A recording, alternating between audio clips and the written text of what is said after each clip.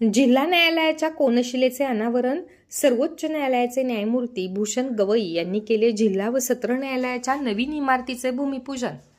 जिल्हा व सत्र न्यायालयाच्या नवीन इमारतीचे भूमिपूजन सर्वोच्च न्यायालयाचे न्यायमूर्ती भूषण गवई यांच्या हस्ते आज 24 ऑगस्टला सकाळी करण्यात आले. त्यांनी जिल्हा न्यायालयाच्या आवारात कोनशिलेचे अनावरण केले.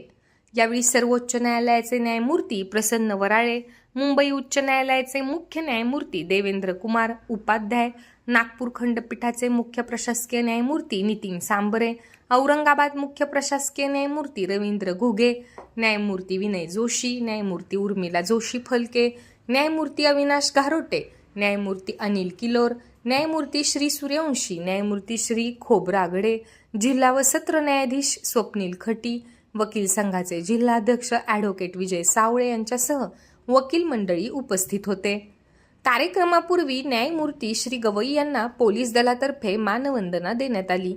दरम्यान या कार्यक्रमास उपस्थित राहण्यासाठी सकाळी देऊळगाव राजा येथून बुलढाण्याकडे निघालेल्या देऊळगाव राजा येथील न्यायाधीश शैलेश कंठे यांचे हृदयविकाराने निधन झाले. त्यामुळे सहकार विद्या मंदिर येथे आयोजित कायदेविषयक मार्गदर्शन कार्यक्रम रद्द करण्यात आला व न्यायाधीश श्री खटी यांनी शोकसंवेदना व्यक्त केल्या. न्यायमूर्ती देवेंद्र कुमार उपाध्याय यांनी श्री कंठे यांच्या निधनाची माहिती दिली. त्यानंतर न्यायमूर्ती श्री गवई यांनी शोकभावना व्यक्त केल्या. उपस्थितांनी 2 मिनिटे मौन पाळून श्री कंठे यांना श्रद्धांजली वाहिली. A judge and a member of our judicial fraternity today in the morning, whom I met today in the morning at around 8:30, had breakfast with him.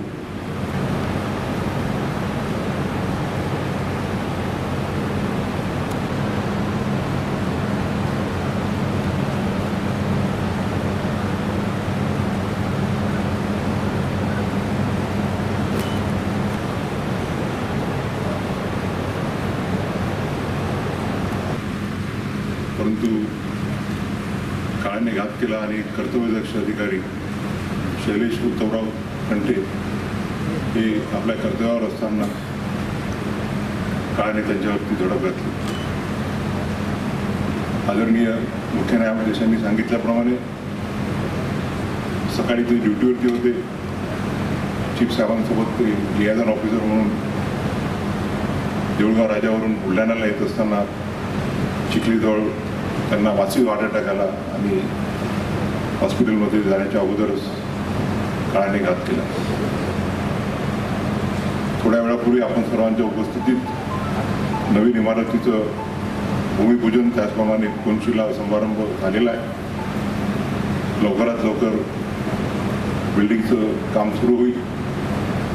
या दुःखद प्रसंगी आपण शैलेश उत्तमराव कंठे जे देऊळगाव इथे JMFC होते, पुढचे ते मिरज बारचे आहेत, त्यांच्या कुटुंबावरती जो आघात झालेला आहे त्याचं शब्दात वर्तन करण्या येण्यासारखं नाही. त्यांच्या पत्नी त्यांच्यासोबत होत्या गाडीमध्ये ज्यावेळेला दुर्दैवी घटना घडली. 2 लहान मुलं आहेत, एक 10वी पास झालेला आहे आणि दुसरी मुलगी 10वीमध्ये शिकत आहे. या प्रसंगी आपण सर्वजण शैलेश उत्तमराव कंठे यांच्या प्रति संवेदना व्यक्त करू. त्यांच्या स्मरणार्थ आपण 2 मिनिटं शांतता करू. त्याचप्रमाणे प्रार्थना करू की त्यांच्या कुटुंबियावरती जे संकट आलेलं आहे त्या संकटाचा सामना करण्याची दैव त्यांना शक्ती देवो.